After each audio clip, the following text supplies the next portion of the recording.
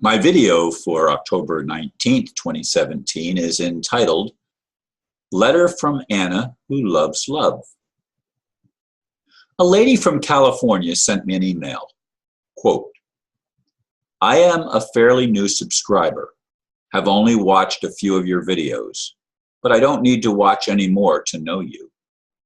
I just had a private, serious talk with this God person that I thought I loved with all my heart for all my long life of 76 years. I was yelling at God and asking what the heck's going on in this world. I told the God that I put all my hopes and faith in all of my life has totally let me down, and it was time to show up in a way that will encourage me to continue having faith in his promises as given from the writings of people of faith. I told God that only love is real, and I was willing to go into non-existence. There are no lies, betrayals, or broken promises there. And I was asking God to show me this love. Explain to me why it is allowed for the few to intentionally poison our planet's atmosphere, oceans, rivers, and lakes. Why are we so messed with during sleep? Why is our food being poisoned? Lost my place. Why has our true history been kept hidden from us?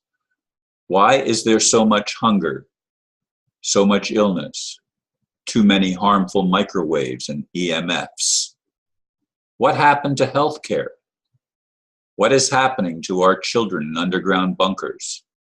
I have lost faith in our ability to redeem ourselves.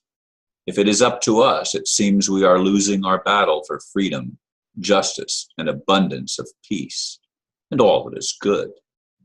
From Anna, who loves love, to you, a kindred spirit, who also loves love. Yes, I did reply to Anna and indicated to her that I'd like to use her letter as the focal point for this video.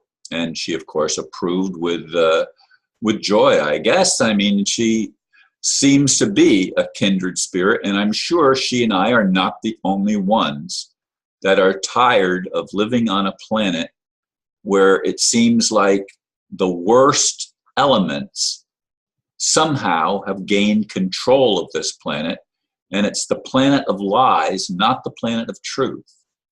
Now, I get tired, very tired, of spiritual people who teach avoidance. They do not take responsibility. That is, they do not exercise their ability to respond to the situation. Instead, they seem to be hell-bent on avoidance and denial and not paying attention to the cards that we have been dealt in this world that seems so unjust. I mean, we don't need to look any further than the revelations, which thankfully are coming out now, that so many of our officials, our leaders, are pedophiles. And they not only rape children, they kill children, they drink their blood, they commit all sorts of atrocities against the most innocent among us. Now, some people will say, we are born in sin and shapen in iniquity. That's BS. No baby born should ever have the concept that somehow they are defective. No wonder the world creates monsters when children are taught from earliest childhood that they are bad, that they are wicked, that they are evil, when that is simply not true. Every child, I don't care what they did in any so-called past life, every child is born innocent. Every child comes into this world with no baggage. I don't care, again, what they did in a past life. The past life has nothing to do with this life. We get a fresh start each time we come in with a new so-called identity. Even if we are eternal beings and have lived many lifetimes, we still are going to continue to recycle the same old propensities for lying, the propensities for evil.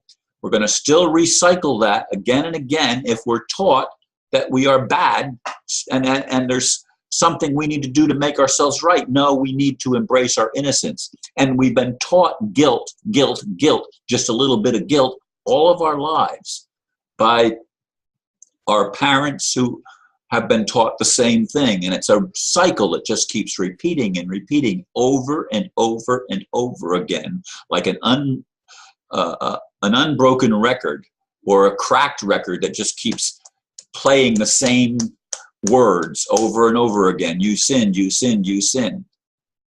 Even if we did, as I said, even if we did sin and commit atrocities in some past lives.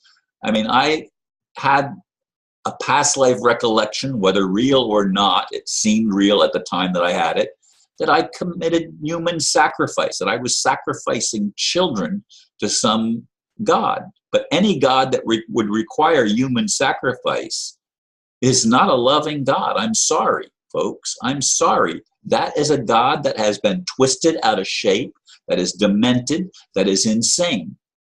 That's not my God. My God is a God of love. And love does the right thing. Love tells the truth. And I want to make that clear. Truth only, or I should say, love only works with truth. It can't work in lies. It can't work in this fake it till you make it concept that we have to pretend in order to find reality. No, pretend is acting. And we need to come to grips with the fact that we are all actors and actresses. We've all been playing roles. And the roles that we've been playing are not necessarily the roles that will liberate us. They are roles that will keep us in the same old cycle of repeat, repeat, repeat, the same old patterns of deception, the same old patterns of corruption. And we don't need to look any further than pay attention to what's going on in the world right now. Pay attention to the fact that our leaders are some of the worst, most corrupted individuals that you can possibly imagine. I mean, most people would not even have a concept of doing what some of these people that are, quote, in high places do to our children, to our babies. Folks, we need to get a grip. We need to come to terms with the fact that most of what we've been taught all of our lives is not founded on love, and it's not founded on truth. It's based on lies. It's based on hypocrisy. It's based on deception following deception. The God of this world is a liar.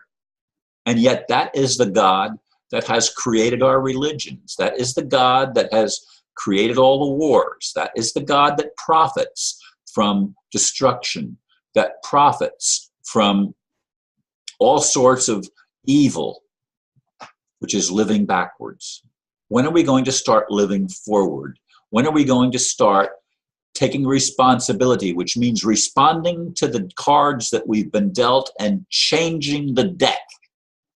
It's time to move forward, not continue to replay the old videos, the old movies. We need to create heaven on earth, and that cannot be done by repeating the mistakes of the past.